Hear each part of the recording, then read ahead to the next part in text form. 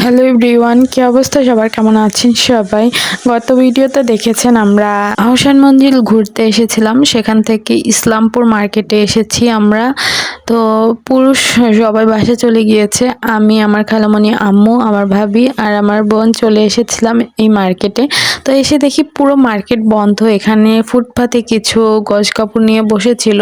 আমার আম্মু, খালামণি, নানু তিনজনই মেক্সি পরে, তো এখান থেকে তাদের কিছু কাপড় পছন্দ হয়েছিল, তারা তাদের মিক্সির জন্য কিছু কাপড় কিনে নিচ্ছিল এখান থেকে পছন্দ মতো। মেনলি এই ফুটপাতে বসা দোকানগুলোই ইসলামপুরের মার্কেটের ভিতর বসে। মার্কেটটা আজকে বন্ধ থেকে ফুটপাতে বসেছে।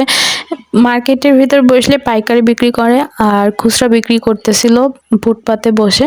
তো এখান থেকে আমার খালামণি একটা বিছানার চাদর পছন্দ হয়েছিল, সেটাও কিনে নিয়েছিল। তারপর তাদের আরো কিছু গজ কাপড় পছন্দ হয়ে গিয়েছিল, হিজাব, তারপর ওড়না, তারপর মেক্সি কাপড়ের জন্য।